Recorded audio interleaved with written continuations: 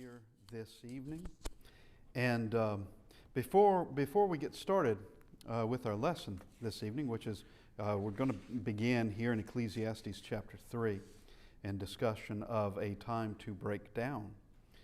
But just want to make mention that we have said in the past that there has been an enormous effect on the earth, enormous effect on the history of humanity by Christ and by the message of the cross and by the Bible itself. A tremendous effect. And I made mention, and it's been several years now, that there's so many, it'd be hard to go through them all. Currently, I'm reading a book, and it's a book that it's concerning cultural anthropology. It's going to sound like a how-to book, but it's not. It's on magic and religion. And it's not a how-to book. It's basically a comparative study of certain things that were believed by some of the ancients, and then also of things that are believed by people that are not so ancient at all, that may still be lingering around. Things that may have been believed by the Babylonians, may have been believed by the Greeks, may have been believed by the Maori in New Zealand, by those in Sumatra. It's just worldwide, of ancient German tribes and of religious practices and beliefs. And it is absolute darkness. Absolute darkness and complete ignorance and having no understanding of the earth whatsoever. And with some, not with all, but with some, it is a fearful thing every single day. You know, I would just think that having some of these superstitions and some of these things that I am familiar with, that nighttime would be the worst time there is. That you just shut yourself in your house and fortify yourself and hope that you survive for the morning. But with some of these, and I'm talking about the times of darkness, some of these religions, it's 24 hours a day. That you would be afraid of the sun, you would be afraid of the moon, you would be afraid of everything. You would be afraid to eat in front of someone. The list is just endless. And we have said time and time again that the Bible is the foundation stone. It is the foundation for human education. And it brings us out of ignorance. And it's always been here. It has always been here. It is nothing like what has been going on in this world. It's nothing like the world religions. It's nothing like the home-brewed superstitions that one may find from one tribe or another, or one mountain to another. That this is entirely different, not by a little. It's entirely different. And the message that is given from the Bible is the message of truth about everything. From the human soul, which, by the way, is a universal belief. It is believed everywhere and understood everywhere that each of us has a soul. But the understanding of that soul is a different matter. But understanding that of spirits, understanding that of devils and demons, those are all universal.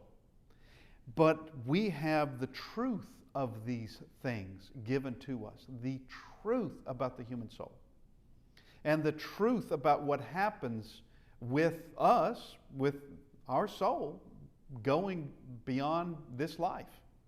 What happens at that point? And the truth concerning devils and demons, and that they only have a certain power and no more. We don't have to be afraid of them. And the Bible being believed by a little brings a little benefit. When it is believed entirely, it gives entire benefit.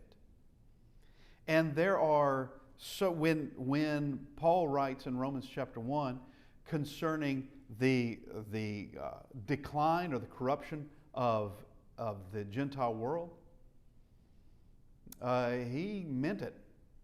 And when we see in Acts chapter 17, when he tells the Athenians, I perceive that in all things you are very, now some say religious, render that word, but superstitious. I see that you are very superstitious. But there's also in that these days of ignorance God overlooked, but now commands all men everywhere to repent. He recognized them as intelligent as they were, as skilled as they were, having a civilization and all that, thriving as they were. They were in darkness. How? That they did not have the Word of God. They were still in darkness. And it is a true saying that you will be affected by what you believe. And a society will be affected by what it believes. Whatever religious belief it holds on to, it will be affected by it. And there are so many where it could be said because of the darkness they were in. They were stifled as a people, completely stifled, because too much of their time was put into useless things that did not matter whatsoever. Did not matter, would not help them one way or another, wouldn't help them at all. And it's just a continuation of a discussion, and someday perhaps we should go further into this, but it will take a lot of time on that, of how the world has been benefited by the Word of God, because we have. Now this evening we want to look in Ecclesiastes chapter 3, and we'll start in verse 1. And here is this part of Ecclesiastes when it's talking about a season to do certain things. To everything there is a season, a time for every purpose under heaven. There's a time to do certain things. A time to be born and a time to die. A time to plant and a time to pluck up what is planted.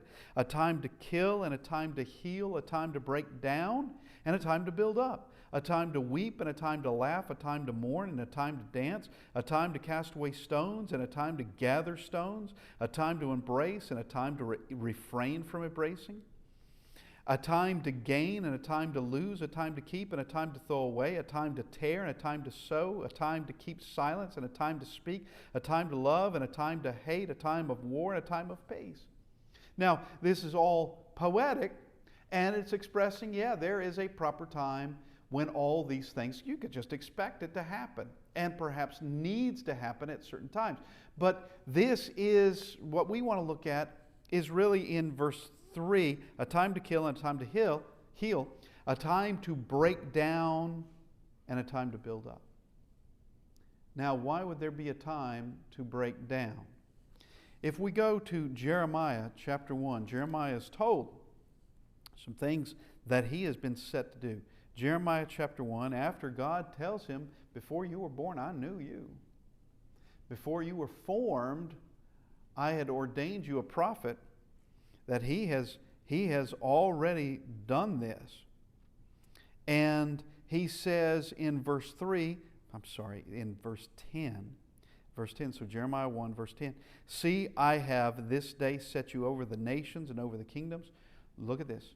To root out and to pull down, to destroy and to throw down, to build and to plant.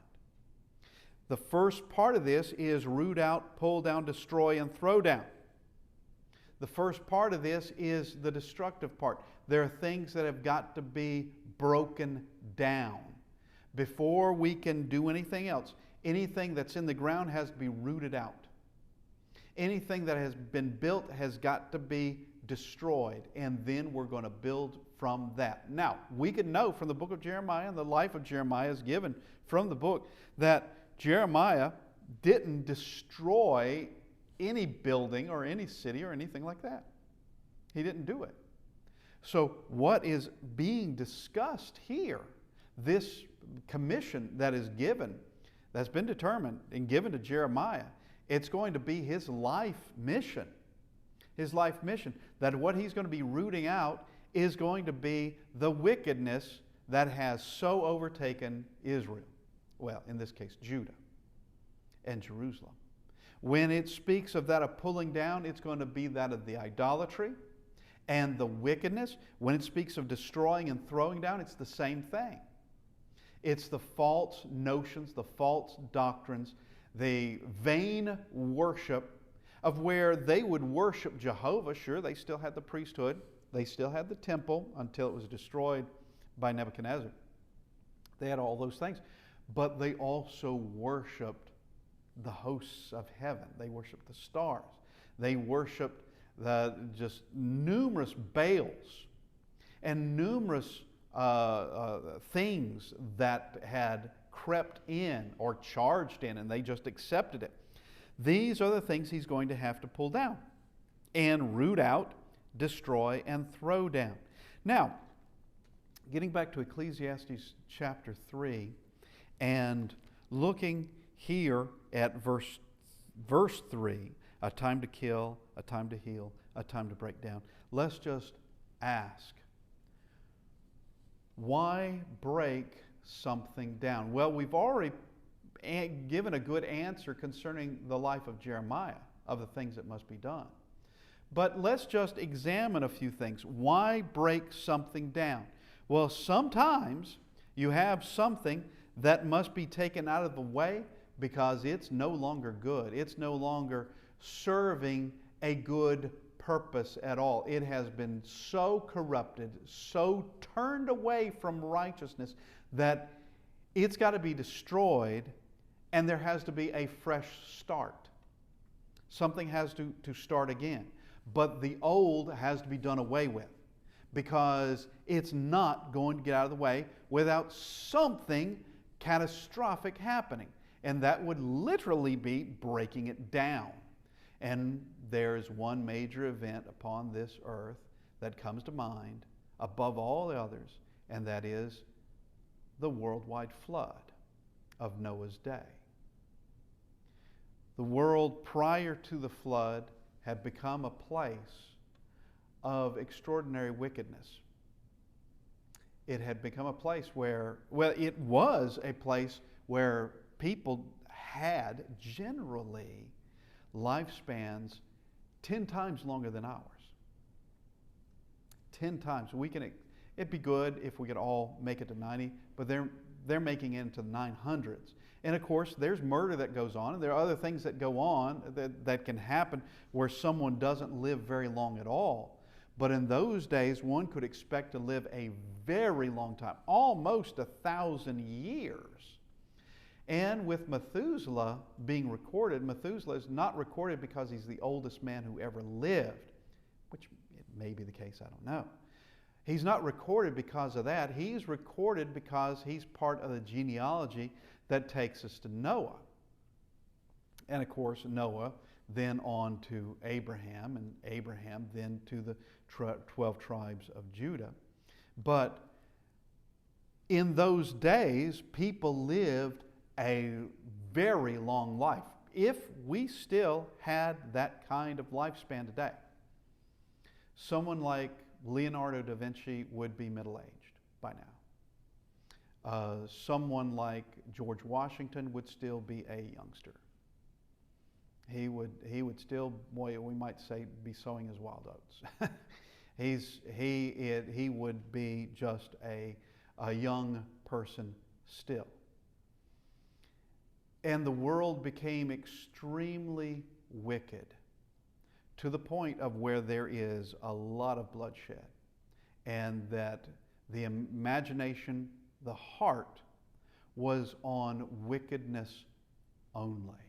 What can we do today? What can we plan today? How can we make something wicked work for us today? God must protect the righteous, And with that kind of world, he's got to break it down. He must destroy it for the sake of starting fresh. He must. Therefore, that's what he does. He's going to use the flood, and he's going to end that world. And when Noah and his family leave the ark, it is very much a different world. Starting fresh, but there's going to be a number of things that aren't going to be true anymore.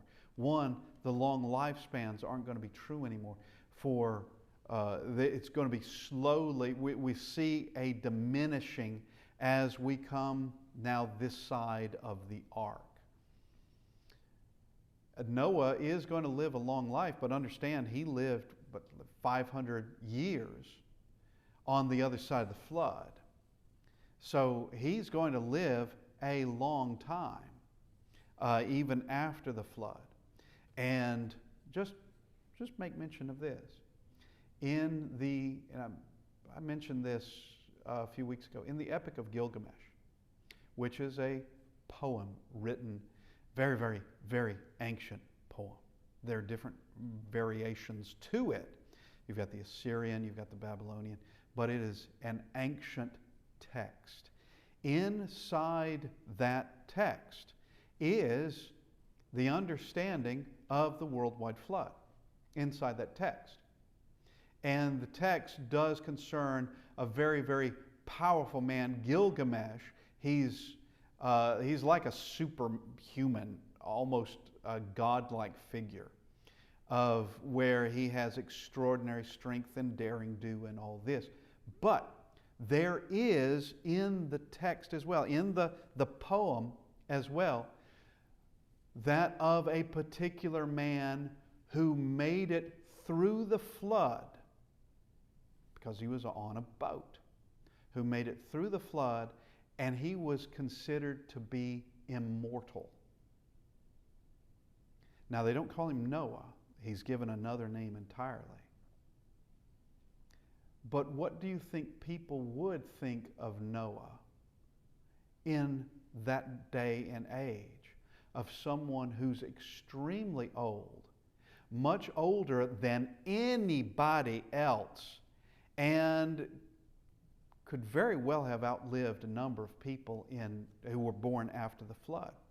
People would begin to think he's immortal, even if he told them he was not. These things become legends, and the legends are then written down. But that's a side note in all this. Let's go to the next thing. Why break something down? Because something will not correct itself. And it must be broken down. It must be taken out of the way. It will not correct itself. So we have Israel, the northern kingdom. It has been given prophet after prophet after prophet. It will not correct itself. So God brings the Assyrians. As wicked as the Assyrians are, God uses them to punish Israel. That should be a lesson learned for Judah, to learn by the mistakes of Israel. Judah doesn't really keep that lesson for very long. Prophets are sent to them, including Jeremiah. Prophets are sent to them, and they will not change. There is idolatry that has, with Israel, that northern kingdom, idolatry had been there for a long time. With Judah, it had been there for a long time too. But every now and then they'd have a good king that would clean things up. But it would return soon thereafter by a wicked king. In comes the Babylonians, and with the Assyrians you have the destruction of Samaria. With the Babylonians comes the destruction of Jerusalem. And here we see where, since they would not correct themselves, God must break them apart as way of punishment, in the hopes that when they return, they will be a different people. And they are. When they return, you have the Nehemiahs and the Ezras and the Zechariahs. You have Joshua the high priest. You have all these who are now in Jerusalem, and they have learned a lesson. They have learned from something new is going to be rebuilt. Something new. Jerusalem is going to be rebuilt as a people, as a city, and Israel is going to be rebuilt as a people. And idolatry, such as the worship of Baals and Ashtoreth and all these other things, they are going to be disregarded. They'll never return to that. So they have been broken down to bring them back to, once again, you have a fresh start. Let's start all over again and rebuild this people. But first, it had to be torn down. First, there are things that had to be gotten out of the way. And a lesson must be learned. Must be. But if they will not correct themselves, then God's going to have to do something. Can a people correct themselves? Yeah. As individuals and as a large group. Nineveh did in the days of Jonah. Jonah has a very, very simple message. He doesn't explain anything. Yet 40 days and Nineveh shall be overthrown. That's his message. We don't see in the book of Jonah where anyone asks him, what do you mean by that? Or can you give us a little bit more information on that? That may have happened, but they are given one prophet with, in Hebrew, a 5-word message, and they correct themselves. Whereas, how many prophets were given to Israel? How many prophets were given to Judah? How many prophets and books being written? Books and scrolls that they would have regarded as Scripture and yet disregarded in their life. Well, God has to break that down. He's got to, so that He can bring them back a better people. Sometimes a tree must be pruned. And sometimes if there's something wrong with the tree, it's going to be severely pruned back. It has to be for it to grow better. Any kind of disease, any kind of thing that has taken over, that it can come back a stronger tree. Now, let's go to Colossians chapter 2. Colossians chapter 2, and we're going to see why break something down? Well, when that something has ended, its purpose has been fulfilled, it then is no longer needed, and it is broken down. One could say that its usefulness is no more, and therefore something else must take its place. We go to Colossians chapter 2 and verse 14, and we have this. Having wiped out the handwriting of requirements that was against us, which was contrary to us, and He has taken it out of the way, having nailed it to the cross. This is what Christ did. The old law, which was not to take anyone to the end of the world, it was to bring us to Christ. And Christ brings something better. Christ brings something that is much, much better. And it is the law of Christ.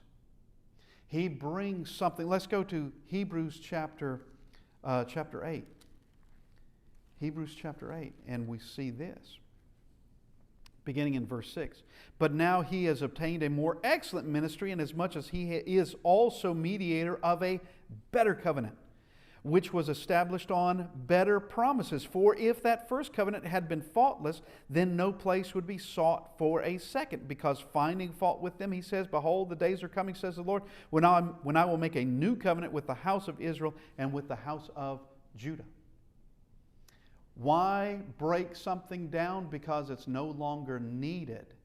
When Christ said he did not come to destroy the law, but to fulfill it,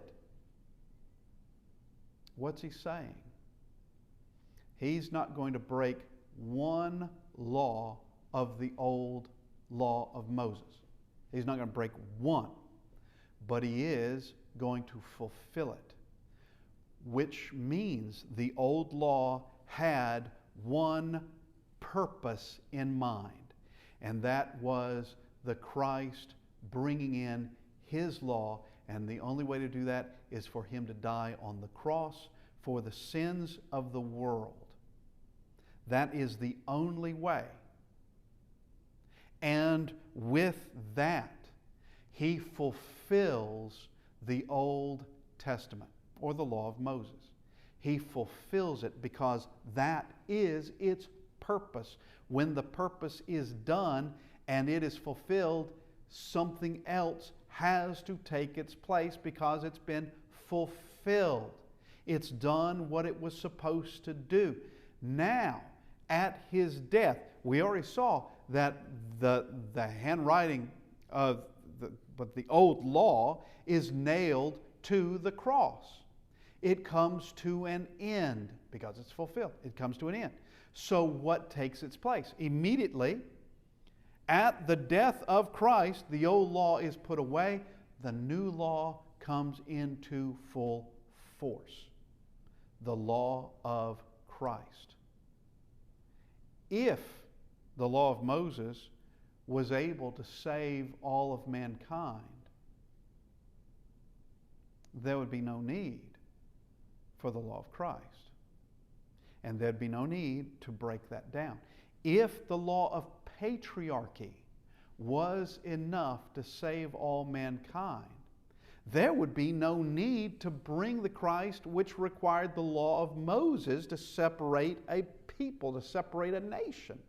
There would be no need for that. We would all just remain under the same law that Noah was under and that Cain and Abel were under. We would remain under that same law.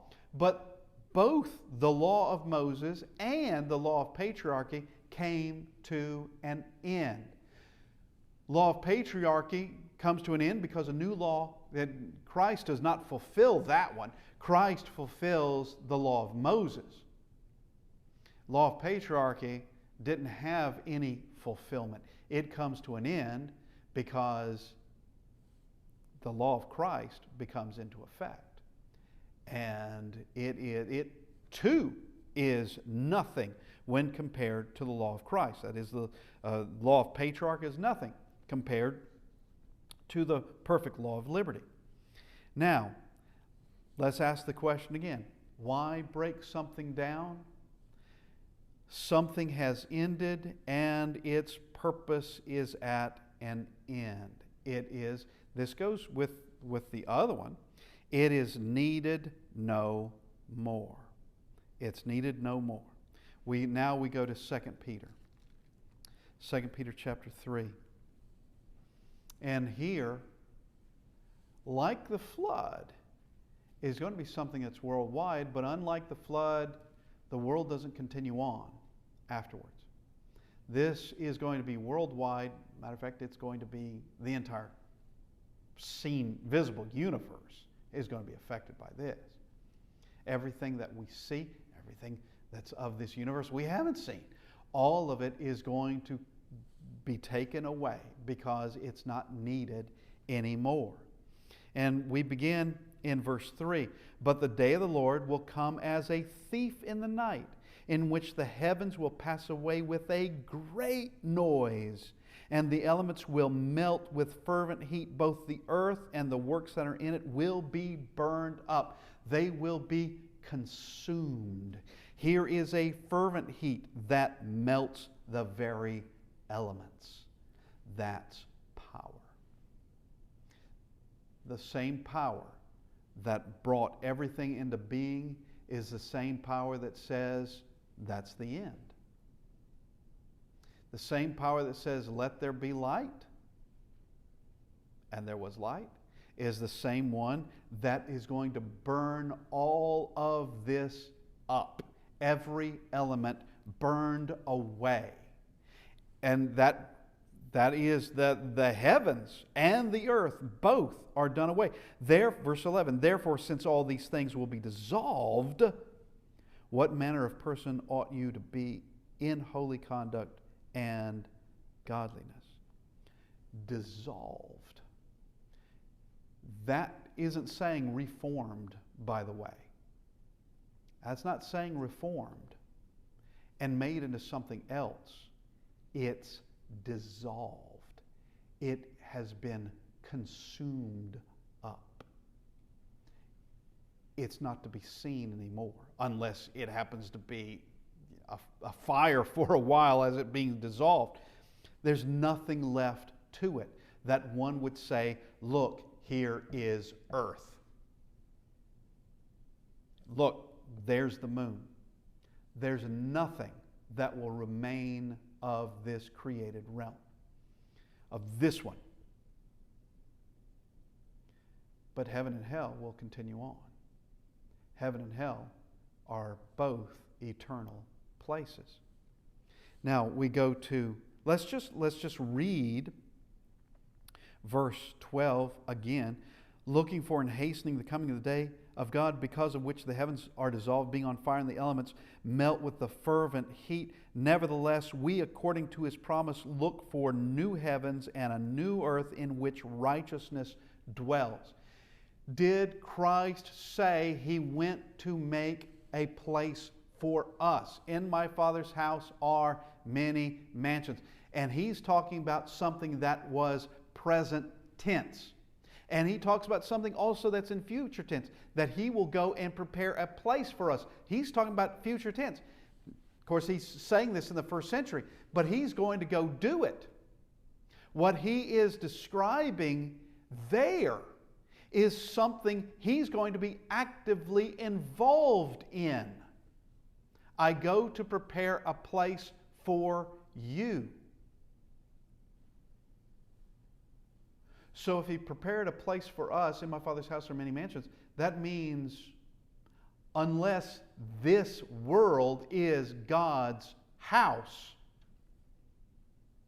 and somewhere Christ is making a place for us here, which I don't see that occurring, he has, and he said, I'm going to go do this. He's not saying I'm staying to do it. He's saying I'm going to go do it.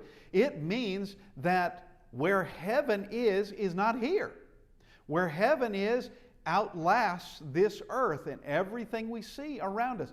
That heaven itself cannot be this same reformed earth, because he said he was going to prepare a place. That is future tense. That he was going to do that. He was going to be occupied with it.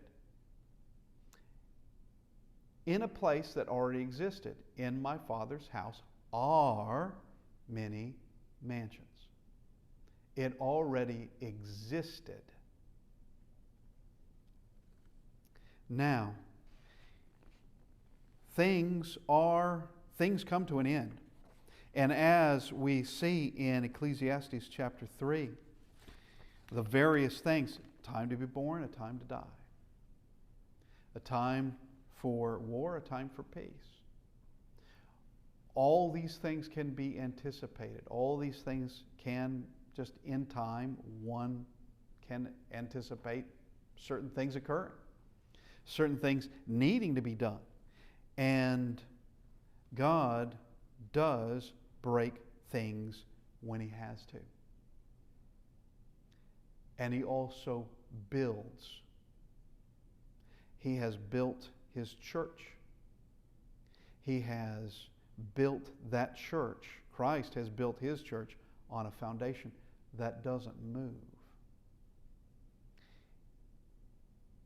The thumbprint, if you will, or the typical thing about denominations, and it is one of the ways that you can understand something as a denomination, is when there is a change in doctrine.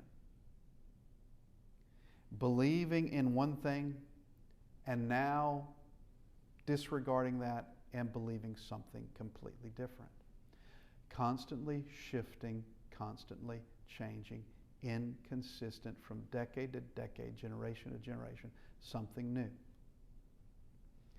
And I have many friends who are Protestants who believe certain things. I want them to understand that centuries ago, leaders in the Protestant movement did not believe those things. No one said those things.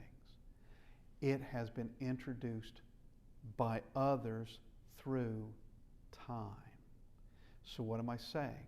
I'm saying while the Protestant Reformation did some good, it didn't go as far as it needed to go directly to the Bible for everything. There is no need for creeds.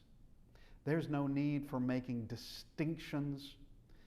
If we believe the Bible, then we are united. But when someone begins to pick and choose and begins to toss in things, we can't be united. We cannot be. And we cannot be both united with God, believing different things. One of us may be united with Him, or neither one of us. But God has given us His words. When we believe that, we believe Him. We are united with Him. Go back to the Bible. Go back to the New Testament. Just take whatever you've been taught and say, I am going to learn from the Bible alone. That's it.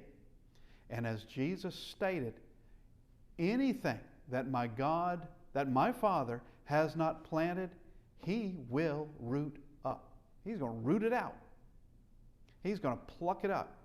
Anything that my Father did not plant doesn't belong to Him. It's going to be broken down.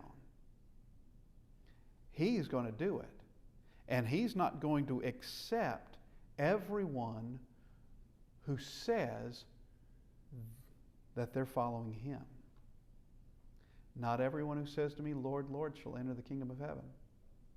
Not everyone who says that is going to. Just because you can call Him Lord doesn't mean you're actually following Him as you should. God does break things down, and when Christ returns, all this will be gone. All of it. And the only thing remaining of this created realm is the human soul. That's it. That's the only thing that remains, is the human soul. And then we will be either in heaven with God forever, who is worthy of every bit of our being, or we are eternally in hell, separated from Him. Truly a place you don't ever want to visit. Truly a place of horror beyond our ability to imagine it. This evening we need to look at our own lives. Are we ready for judgment? This evening we need to correct ourselves. Truly correct ourselves to the will of God. This evening, if you need to respond to the invitation, we ask that you come as we stand and sing.